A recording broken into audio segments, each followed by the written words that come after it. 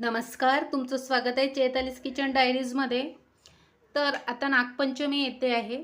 तर नागपंचमीला आपण सहसा भात करत नाही तांदळाचा। तर आज मी तुम्हाला इथे नवीन रेसिपी दाखवणार आहे। तर ती आज आपण गव्हापासून भात बनवणार आहोत। तर आपण कसं कुकर वगैरे मांडत नाही भरपूर ठिकाणी, तर आपण भात काही पांढरा भात त्या दिवशी आपण खात नाही। तर आमच्या विदर्भामध्ये आम्ही गव्हाचा भात म्हणजे ठोंबरा बनवतो। तर तो ठोंबरा खूप चविष्ट लागतो। तर आज मी इथे त्या ठोंबऱ्याची रेसिपी दाखवते आहे। तर आजच्या रेसिपीला आपण सुरुवात करून घेऊया। तर मी इथे छोट्या वाटीने 1 वाटी गहू घेतलेले आहे। तर आता आपल्या आवडीनिवडीवर आहे, आपल्याला पहिले ट्राय करून पाहायचं असेल तर 1 वाटी घ्या आणि त्याच्यानुसारच रेसिपी तयार करून पहा। तर आवडला तर आपल्याला परत बनवता येतो। तर हा खूप छान लागतो भात, म्हणजे आम्ही याला ठोंबरा म्हणतो। खूप छान लागतो, नक्की ट्राय करून पहा। जसं जसं मी इथे सांगते त्यानुसार करा, तुमची रेसिपी छानच होणार। तर आता काय करणार आहे, मी एका वाट्यामध्ये हे जे गहू आहे ते टाकून घेते आहे आणि हे स्वच्छ धुवून घ्यायचे। या ठिकाणी तुम्ही बघू शकाल, मी एका पाण्याने छान ते जे पाणी टाकलं होतं ते काढून घेतलेलं आहे। स्वच्छ आपण इथे गहू धुवून घेतले आहे। आता थोडं पाणी टाकून आपण याला अगदी 5 ते 7 मिनिटं असंच भिजण्याकरता ठेवून देणार आहोत। आता आपण हे 5 ते 7 मिनिटं छान भिजू दिलेले होते गहू। तर आता हे भिजले गेले आहे। तर आता आपण हे पूर्ण पाणी एका याच्यामध्ये काढून घेऊया आणि हे गहू यामध्ये काढून घेते चाळणीवर, म्हणजे पूर्ण पाणी निथळून जाणार। आणि याचं पूर्ण पाणी आपण काढून घेतलेलं आहे। आता हे थोडं आपण असं सुकतं ठेवूया 5 मिनिटं, 5-10 मिनिट। 5 मिनिटं ठेवले तरी चालते, पूर्ण पाणी निघायचं आहे अजून। तर आपण याचं पूर्ण पाणी काढून घेऊया। आता यातलं सगळं पाणी निथळलं गेलं आहे। 5 ते 7 मिनिट आपण ठेवले होते। आता मिक्सरला थोडं थोडं आपण याला फिरून घ्यायचे, जसं की असा कोंडा निघायला पाहिजे थोडा थोडा। तर अगदी थोडे थोडे घेऊया।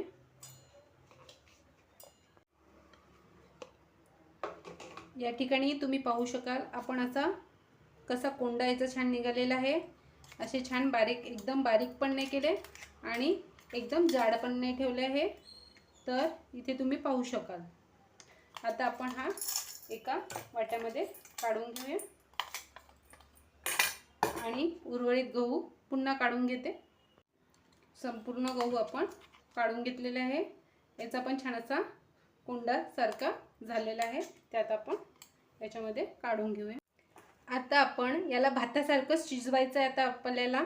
तर आता आपण याचं हे केलेलं आहे सारण तयार ठोंबऱ्याचं। तर आता आपण या वाटीने मी 1 वाटी घेतलं होतं। तर शिजायला जास्त हे नाही पाहिजे गव्हाला, तर 1 वाटी आपण याला पाणी टाकणार आहोत। थोडं आणखी 1 वाटीला 1 वाटी टाकलं तरी चालेल। तर एवढं पाणी याला टाकून देणार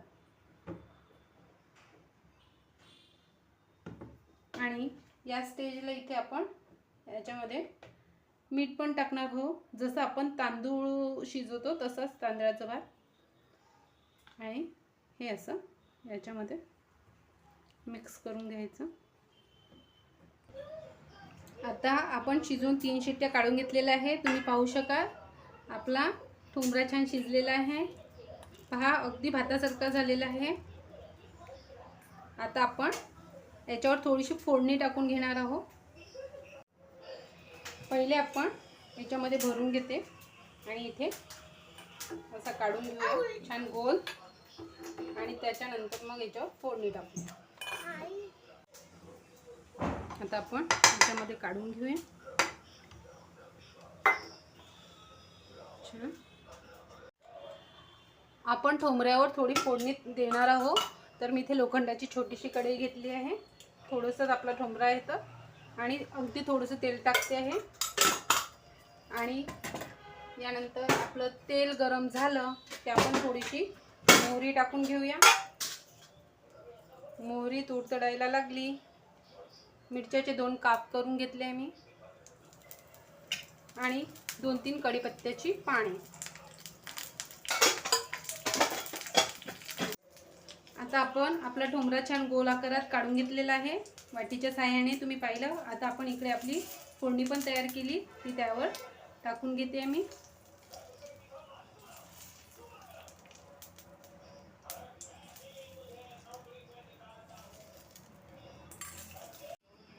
तर आपला हा गव्हाचा ठोंबरा तयार झालेला आहे, म्हणजे गव्हाचा भात अर्थात.